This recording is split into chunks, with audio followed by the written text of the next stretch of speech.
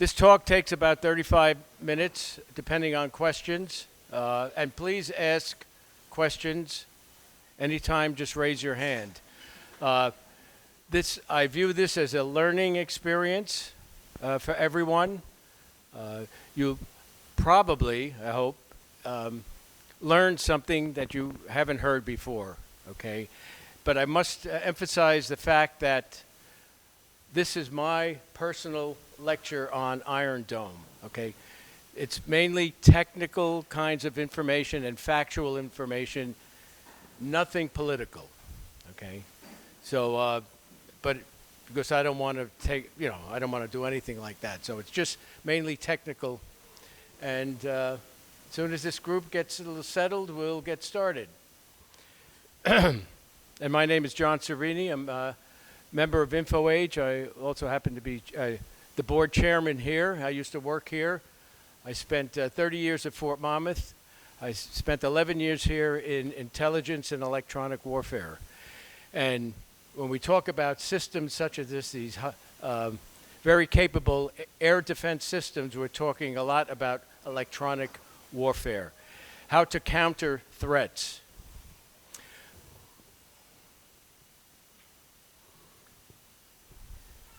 Okay. I'm going to give you a little historical background because the type of air defense system we're talking about here, mainly Iron Dome, was developed here during World War II. The main components of it, and I will talk about the system components of Iron Dome, how it was deployed initially, and today we'll get into that. And here's the change from previous lectures I gave, which was based on Hamas and what went on in 2021 and beyond.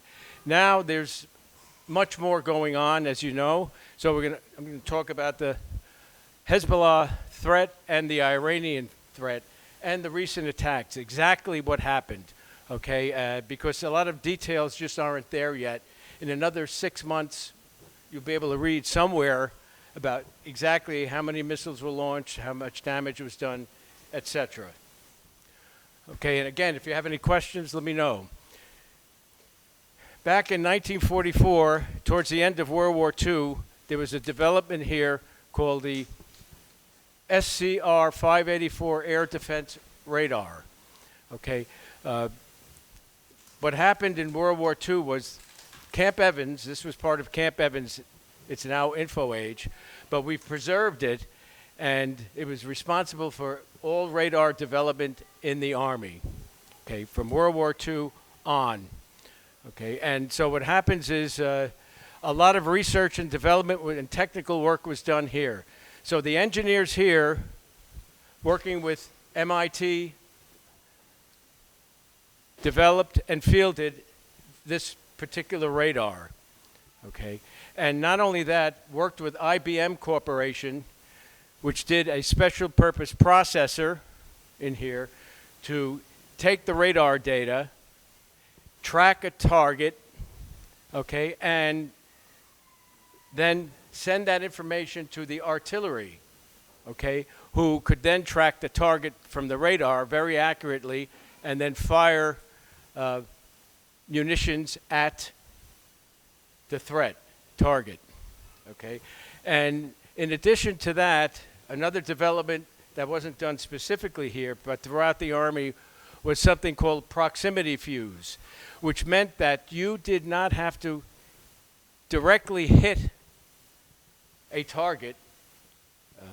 You could just have to get near it because inside the shell there was a miniature radar, and as soon as you got closest to it, it automatically exploded, and that made it much more accurate, and it's still used today. So that combination, okay, was used as initially against aircraft. Okay, that was the beginnings of air defense, aircraft. What this system was used for in England and at Normandy afterwards was to take care of this terror weapon of the Nazis, the V1. Now, you won't read in too many places, but we went through the literature and found out because of this system, the radar and the processor the tracking and the guns and the proximity fuse, 2,200 V1s were shot down. The V1 had a explosive weapon that weighed 2,000 pounds. And that's why when it was launched over England, as long as you could hear it, okay, there was no problem. It was going over your head. Once the engine stopped, 2,000 pounds. I mean, that's why a lot of damage was done. Okay, that's the history of it. So what is Iron Dome? Okay, it is also an air defense system. Okay, and it's used, well, I took issue with this because this was the original. It's not worth firing a $100,000 Iron Dome missile at artillery shells and mortar shells or even drones. And we'll get into that a little bit too. So it's mainly used to intercept and destroy rockets, okay? And it's got a range out to 45 miles, okay, at certain altitude. And it's used to protect both military and civilian targets in Israel.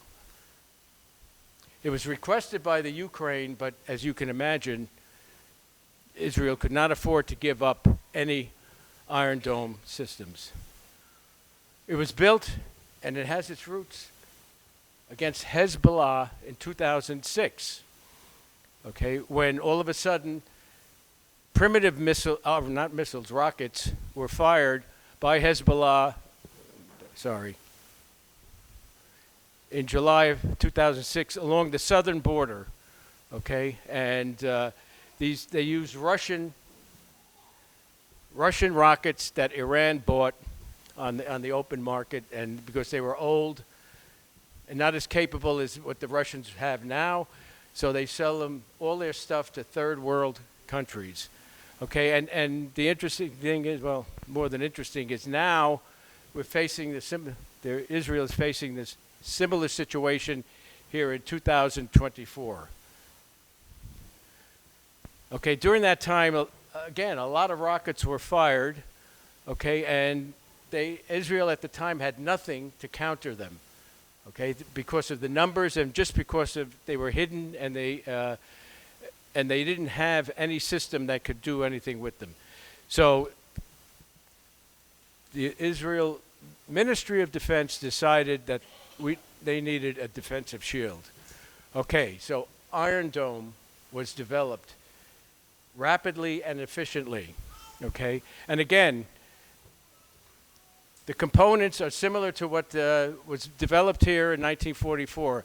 And this is the most important thing, the capability of the radars. And Israel is one of the best countries having the best radars. They've worked hand in hand for the last 40 years with U.S. companies like Raytheon, Boeing, and Lockheed Martin.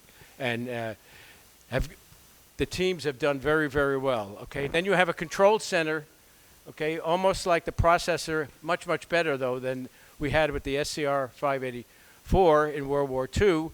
And that processes the information, okay, from the radar.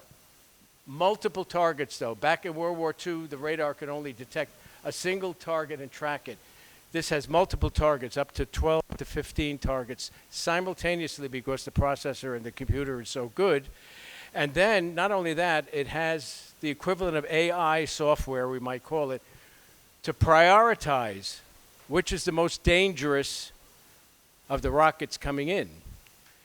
Because, as you'll see, after it has to, given the number of missiles in a battery that we have, okay, you have to do that. Okay, now, there's three missile batteries in a unit, and you have the command data link, okay, that helps destroy the other rockets, the enemy rockets, that is. Okay, and this is how it works. I've summarized it. The enemy will fire a rocket, okay? The radar system detects it, tracks it, okay, and determines where it's headed. If it's the most dangerous, it launches one of the 20 missiles from Iron Dome to intercept it, and it has a proximity fuse, so it doesn't have to hit it directly. Okay, now, just a quick question, and I don't, because I don't know if I put it in here. Anybody know the difference between a rocket and a missile? Any thoughts? Yes, sir. Right. Precisely right. A rocket is essentially what we call fire and forget. Okay, I'm going to have this angle launch in altitude. I'm going to point it this way, and based on some geometry calculations, it should go this far and land over there approximately. You can't have that when you're trying to intercept another missile. Okay, you have to have control, and that's exactly why the radar also controls the Iron Dome missile while it's tracking the threat. Very good. Okay, back in the day, 2021, there, and again, this was unofficial numbers, 10 batteries and 15 planned. So I go now, there must be at least 15 Iron Dome batteries there. Now, what is a battery? Okay, we'll get into that. Rafael and IAI together, two Israeli companies that work with the American companies, have manufactured the system. Okay, so you have, like the picture I showed, that's a launcher, okay? So there's 3 or 4 launchers in each battery, and let's go by the number 4 launchers, each carrying 20 missiles in there, okay?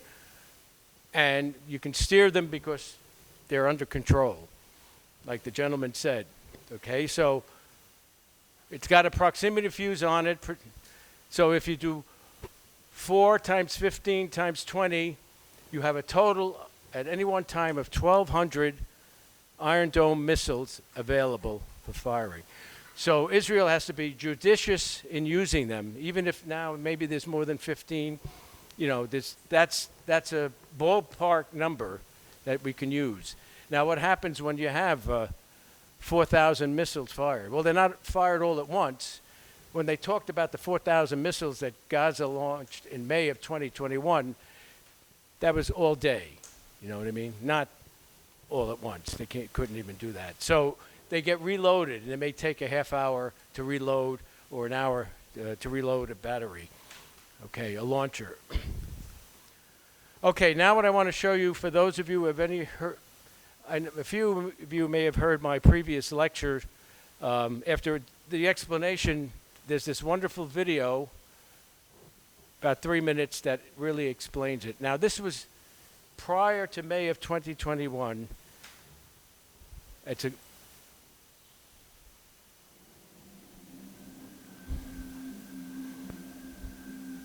traveled to Ashkelon, the coastal city just south of Tel Aviv that nudges up against the Gaza Strip. What we're seeing here right now is the launcher. This launcher has 20 missiles on it. You can see the red light flashing, which means it's armed and ready. Here, one of the dozen or so Iron Dome batteries sits at the ready to intercept missiles and provide Israel with the type of shield from aerial attacks. And the Iron Dome commander, Lieutenant Colonel Ron Cohen, oversees its operation. Is this as close as we get, or do we get? This is as close as we get. It took just 3 years and about $200 million to develop this defense system. It relies on a radar that instantly detects when a missile has been fired. Algorithms quickly try to determine what type of projectile is in the air and whether it's headed for a populated or strategic area. If so, Iron Dome launches a missile of its own. It's said that Iron Dome has taken down more than 1,000 missiles since it turned on in 2011, with a 90% success rate. Some people question the accuracy of these figures. What's clear, though, is that the algorithms capable of directing projectiles while performing a cost-benefit analysis of human life are among the most advanced in the world.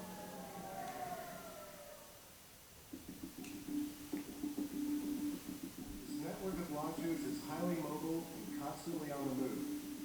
This site, like many, is temporary.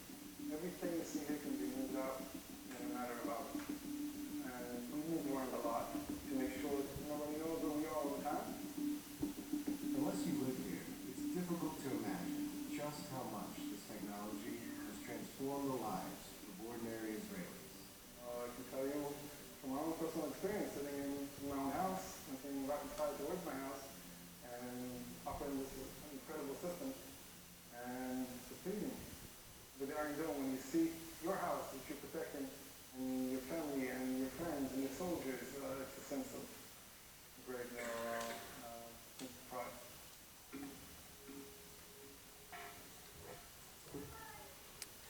Okay, that's a very good explanation of it. Now the thing is, when you see these videos, okay, these are rockets being launched, okay, and you see the explosions in the sky, and the curved paths are the Iron Dome missiles. Again, they're getting updated by the radar so they can make a turn and engage. It used to be, against an airborne threat, you would fire 2 missiles. But they can't afford to fire 2 missiles. That's why they developed such an accurate system with the radar. So you can fire 1 missile at a target. Yes, sir. Yes, it breaks apart the attacking missile. Now, the other thing is, when we see some videos later on, and that's a good point. Yes, and this is also part of the problem. It's not part of the problem. When a missile is intercepted, okay, it doesn't completely disappear. It's broken into fragments, but at least it won't explode, and that's the key. But some of those fragments may be burning, and when they fall down, they could cause damage, fires, etc. But there's still much less worry of those kinds of things, rather than their 100-pound, 200-pound, or 300-pound explosive landing and blowing up. So we talked about this already, and the young man was right. Aim, fire, and forget. And missiles are very accurate and controlled. Okay, and this is an example of what happened in May of 2021. Okay, and as I said, this is typical of the Iron Domes being fired and taking things out. And when some of these explosions, you can't tell if they're hits or not. They're usually hits, or what exactly has happened, because they're too far away. It's at night. How many were destroyed, etc. So what will, as I said, maybe 3 or 6 months from now, when there's good deep analysis done, we'll get the exact figures and have it. But I have no doubt that when they talk about the 90% success rate of Iron Dome, I believe that number. Okay. Now, here's the thing. Once upon a time in 2006, you had the Kayushka rockets, which had a certain range, and they were relatively primitive. It's different now, okay? And that's what they were worried about in Gaza, okay? Because these ranges, at the time they were worried, they hit Ashkelon. Of course, they were worried about hitting Tel Aviv. Now the problem is, with some of the ranges of these missiles, Hezbollah can hit any city in Israel. And the numbers of missiles, I think, and we'll get into this, the number of missiles is unknown, but certain Israeli intelligence says that they have 100,000 rockets. I don't call them missiles, okay? You notice that we say rockets here. They're not controlled, you said. But I want to show you, if we have to be careful of the numbers game again. Remember, we said Iron Dome, there's 1,200 you can launch. I'm going to show you an example of what's going on, or what was about to go on in the Ukraine. Both Russia and the Ukraine have this Grad missile. Now, I'm going to show you a short video on dealing with the Grad missile.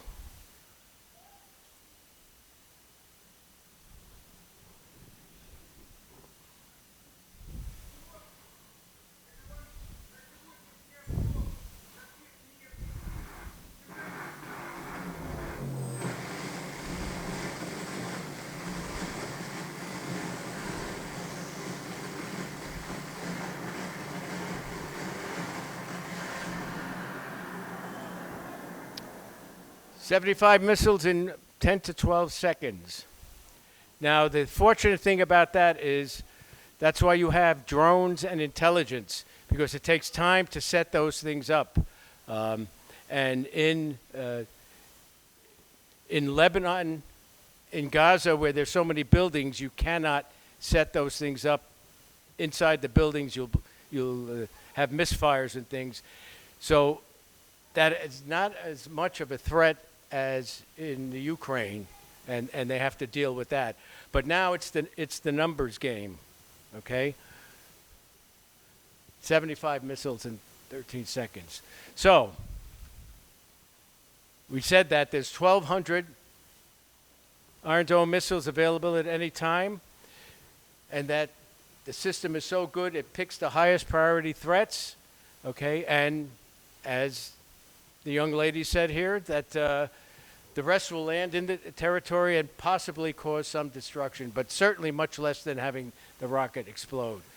So a lot of people consider that a weakness, and in the future, right now, see, here's the problem. Right now they have to deal with the situation as is, and they were planning on augmenting Iron Dome to deal with this situation, okay, by having another system, Iron Beam. I talked about that in my previous lecture, but back then it was supposed to be available in 2023. Because of what's going on, Iron Beam, which is a laser weapon, multiple beams can be fired on it, and you never run out of laser like you run out of missiles, but it's not available and has not been fielded yet. Their intent is still to field it, and they're going to have to deal with the situation as is, and that's why they've asked the United States to supplement Iron Dome with other systems, and that's what I'm going to get into next.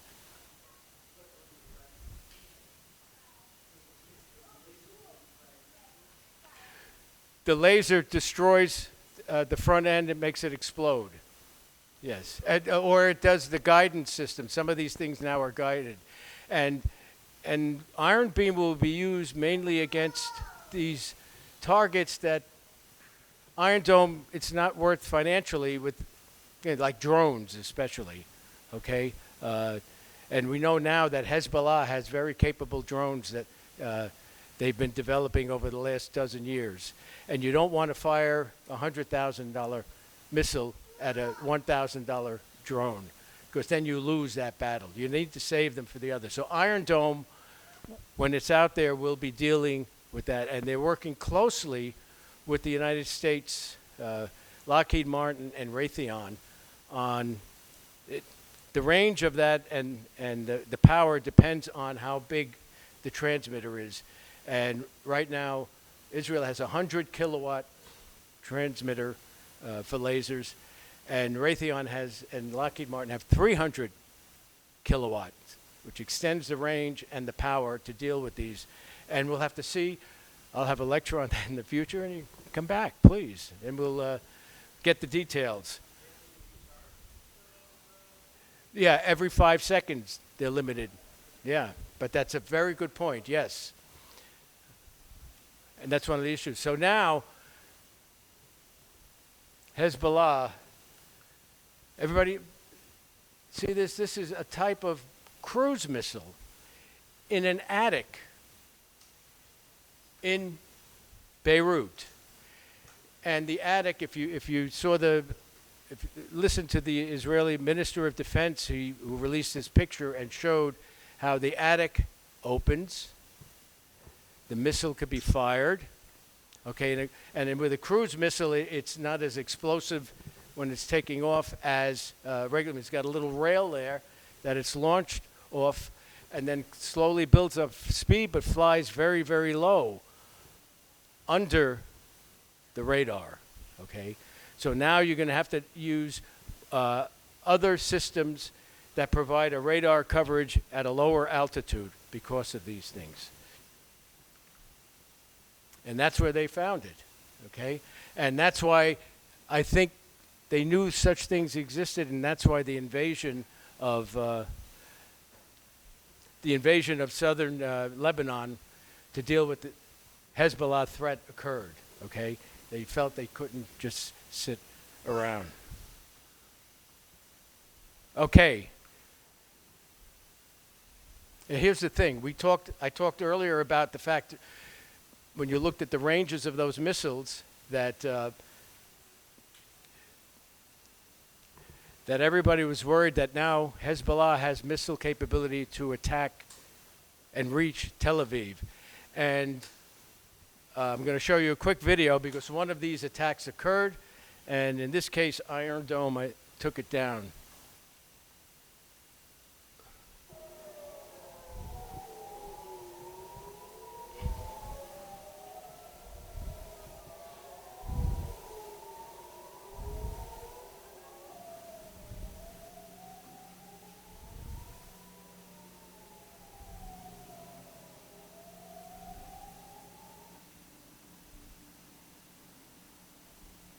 First time it reached Tel Aviv area.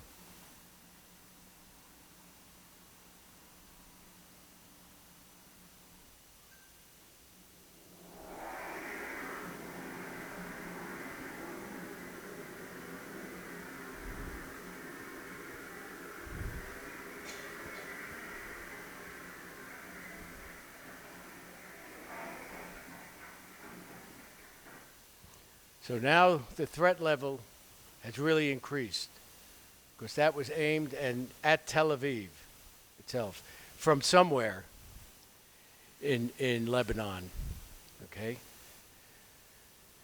And now they're worried about because Hezbollah and certainly Iran has ballistic missiles.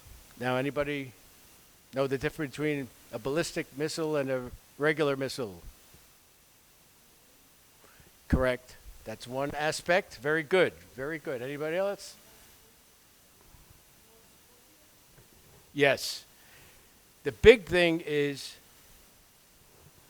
the trajectory. Okay? Now, if you have a rocket, a cannon, the rockets that we've seen so far operate like a gun, a cannon, okay? Or something like that, a submunition. Okay? It fires and you've got this trajectory like this, okay? So, and they're all about the same. It goes up a certain amount, not too high, and then lands there because the range is relatively short, okay? The ballistic missile trajectory goes into orbit, essentially, okay, into space, okay? And I don't know if you can all see this. There's phases here. Okay, the boost phase, the mid-course, and the terminal phase. Again, like the gentleman said, they're guided and controlled, okay, and it's launched much higher into the space area and then drops in. So what happens when you get here, it's coming down so rapidly, you don't have a long time to deal with it. So now, that's something you have to deal with that may be beyond Iron Dome's capabilities, okay? So how do you deal with that? Well, Israeli intelligence, yes, go ahead. Well, they go into outer space for a short period of time and then come back in, out of the atmosphere. Very good. Excuse me? Ah, that's what shows advancements in technology for doing that. And that's why they're worried about Iran because, and you'll see, because they have the ballistic missiles, but how do they make, if they have a nuclear capability, how does the nuclear weapon survive in space? In the re-entry is the big problem coming in because it gets very, very hot. But that's very, very good. No, did you have something else? Well, what happens is it gets, it has a mid-course correction in the ascent phase, okay, because they take there's radars associated with it, okay, and they'll maybe give it one course correction in the middle, and then it's got sensors on board and GPS kinds of things. My watch is GPS. It gets updated all the time. And you say, okay, here's the GPS location of the target. Here's your mid-course correction. Okay, now it's up to you to make the final corrections. Okay. Correct. Yes, exactly right. So now, like I say, now, and we'll get into that with Iran. So Israeli intelligence had determined Well, let me back up because what I talked about when I talked about earlier in this lecture when I talked about Gaza and the difference between Gaza and Hamas and Hezbollah is in Gaza they had to smuggle in things because there's a blockade around the Gaza Strip and it's tough to get things through, but things do get through. In Lebanon, there's a direct land connection through Syria to Iran. Okay? So that's why they have a much greater capability than Hamas. Now, what they found out was through intelligence, and they got the best intelligence around, is that there was a place in Syria, like a factory for putting missiles and rockets, we'll say, I don't know about missiles, rockets at least, together and storing weapons. So this is what the Israelis decided to do. Remember, this is Syria. Israeli commandos carried out a that too loud? raid in Syria this week, targeting an Iranian-linked weapons facility in the Masyaf region. The operation, utilizing airstrikes and a rare ground infiltration, marks one of Israel's most extensive missions in years. After airstrikes devastated the site, Israeli special forces repelled some helicopters to raid the facility, capturing several Iranian officers. The site, linked to chemical weapons production, was also rigged with explosives and destroyed. With dozens injured and at least 18 killed, the raid marks a significant escalation in Israel's efforts to counter Iran's influence in Syria. As tensions rise in the region, this may have far-reaching consequences for Israel, Syria, and Iran. For more on this story and more about the... Okay. You can't fire the missiles or rockets if they get destroyed ahead of time. And so that was a big coup for Israel because now whatever was in there. This was 2 weeks ago? Yeah, 2 weeks ago maybe, 3 weeks ago maybe, at the most. So because of the significance of the threat, a lot more has to be done, and this is one of the things that they're doing. Okay. Now, in Beirut, as in Gaza, they're hidden in buildings, tunnels, etc.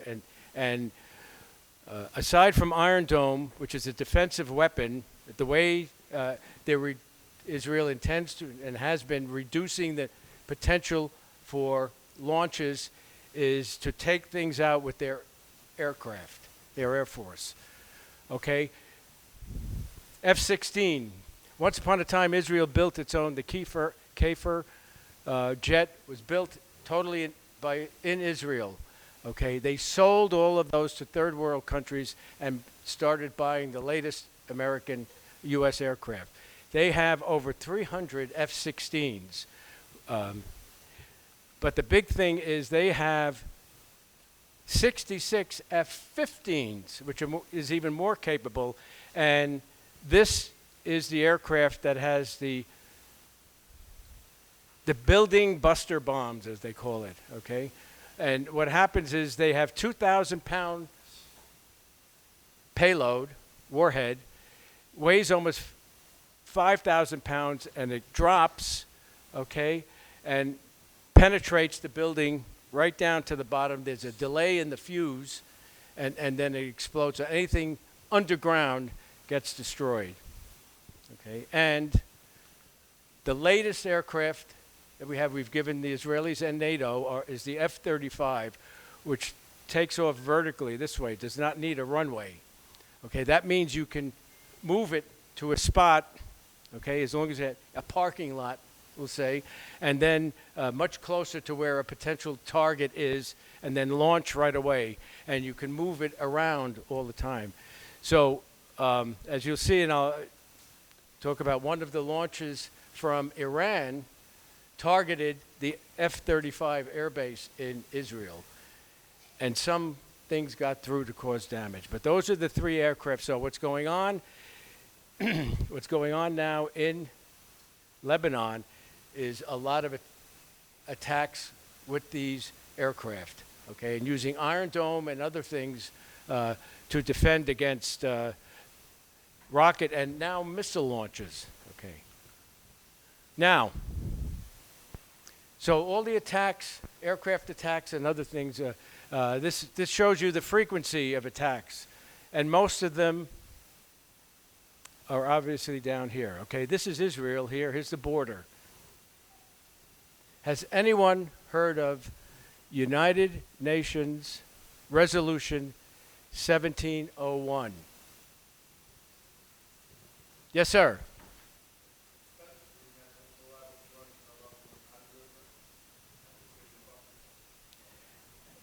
Very good. You get an A for that.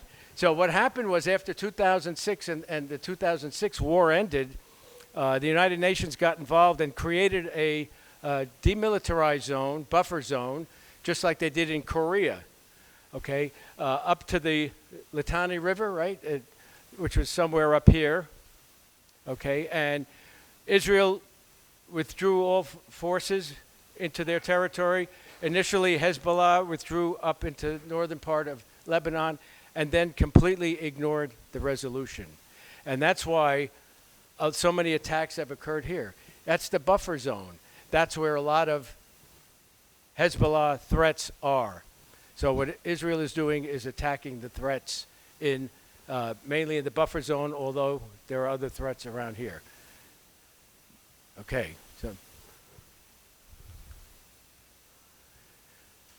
so now you've got Iran, okay? And Iran has both drones and all of these missiles. And if you look at the ranges here in kilometers there, that means this is 1,200 miles, okay? A little bit less than that, 1,000 miles, etc. And even this drone, which they've sold to the Russians, who used it in attacking Ukraine, has a significant range, but it doesn't have the speed, okay? And these things cost about $1,000, and they've been launching a lot of them. And again, that's the situation where you don't want to launch a $100,000 Iron Dome missile at a $1,000 drone. And there's various means of doing that, and in my next lecture, when I put it together, I'll be discussing that. But the big threat is the ballistic missiles. Okay, now, Israel has a layered integrated air defense system, okay, that they've had for quite a while. And working with the United States, they have a significant capability. Okay, but I want to mention before that is the what happened in,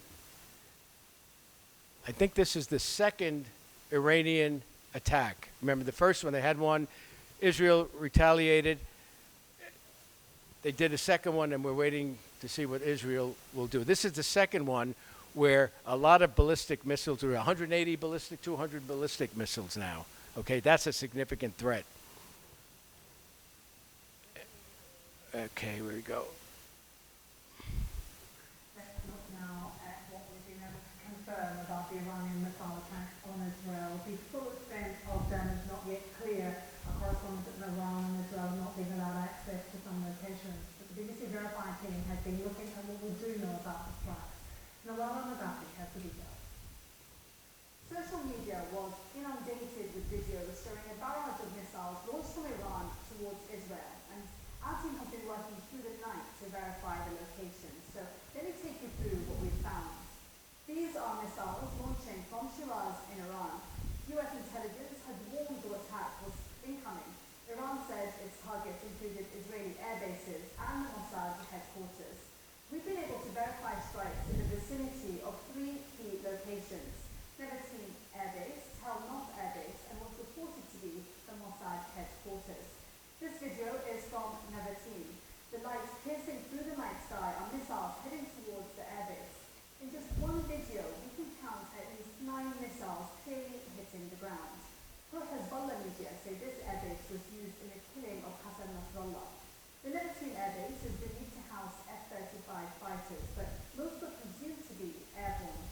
The second location we've looked at is the Tel Nof Air Base. In this video, you can see a crater, not at the air base itself, but at a school a few miles away. We matched the school to recent social media photos, plus the size and the shape of the surrounding area to satellite imagery. We also verified videos of missiles hitting northern Tel Aviv. A short distance from what's reported to be Israeli intelligence headquarters. This video was taken from the balcony of a tower block. Then we matched it to this video. Here you can see the crater of that attack. We've also spoken with a number of experts about Iran's strategy. US officials say Iran launched about 180 ballistic missiles, which are hard to intercept because of their high speeds. Fabian Hintz from the International Institute for Strategic Studies told us that the use of ballistic missiles in the attack indicates a deliberate strategy to minimize the warning and response time available to Israeli defenses. The IDF have said that the missiles did hit some locations in Israel, but that in coordination with the US-led defense coalition, the majority were intercepted. So,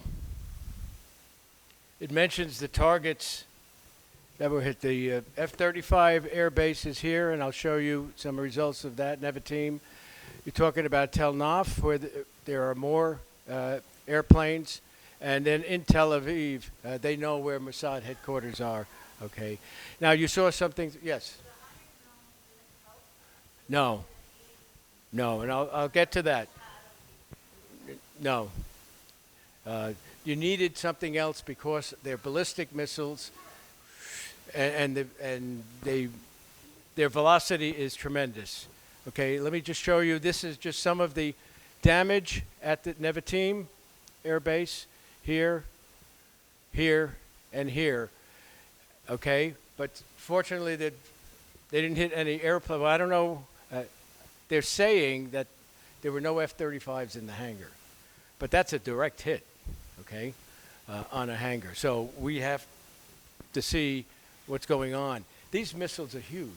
Okay, look at respect to the people. This is one that didn't maybe explode, a dud, or something was maybe hit by shrapnel and just landed in the desert.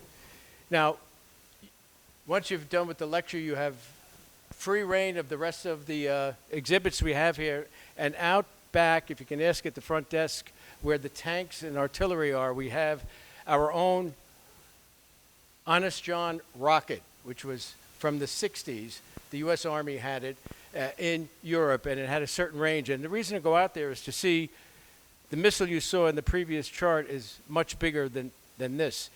This had a very large warhead of 1,000 pounds and was nuclear capable, although nuclear weapons were never put on it. So it's a very lovely day, so please take a walk out there to see that, and that'll give you a feel for what's going on over there. Okay, to answer your question, ma'am, this is the layered air defense that Israel has. And here is Iron Dome, okay? Now it has a certain, we talked about the 45-mile range, okay? So it's designed for relatively short range things and rockets. To deal with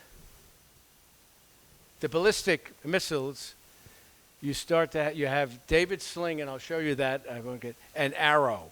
Arrow is extremely capable, okay, system, and it has to deal with the most important ballistic missiles. Now, an Arrow missile goes for $1 to $2 million. Okay, oh, it's one-on-one. You fire one, okay, the radar's tracking it up, point, it sees the ballistic threat coming in, and it takes it out. At a slightly shorter range, David's sling. Now, Israel asked the U.S., and the U.S. provided Patriots, which are up here, and it's THAAD. Anybody heard of THAAD recently? Bingo. Everybody gets an A today. Very good, yes. Theater, high altitude air defense systems. So in a future lecture, I'll get into details of that. But this just shows you, again, the ranges. See where Iron Dome is? Okay, you want to detect them. You want to get these ballistic missiles, okay, way out there as they're launching, maybe before they come down back into the atmosphere. So you have David Sling and THAAD are around here, okay, and Patriot in and around here also, okay, and then Arrow. Arrow is definitely long range and ballistic, okay, and this was nice because this shows you David Sling. What you can't see is that this is mounted on something that's permanently placed, okay? It can't move as fast as Iron Dome, okay? And Patriot system, this is a U.S. Army Patriot, and here's Arrow, okay? Now you can see these missiles are really something else. The interesting thing is, okay, wait, I think I have one more here. THAAD, okay? Now, Israel requested THAAD because David Sling, like I said, is put in high priority areas, guarding hospitals, schools, important municipal buildings, and I'm willing to bet Mossad headquarters, okay? THAAD is mobile. You can set up, just like Iron Dome, you can set this thing and move it anywhere and fire and deal with missiles. The very interesting thing about THAAD and David Sling is no proximity fuses. Direct hit. The technology now exists that you can have a direct hit, and I find that phenomenal. Excuse me?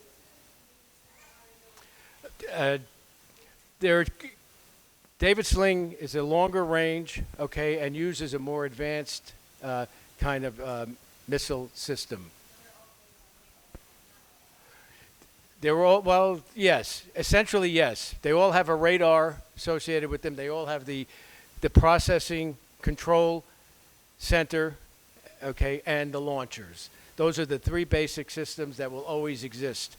And even when I talk about next time Iron Beam, it has its own control system and cueing radar to point the laser beam at the target. Okay. That concludes my presentation. Are there any further questions?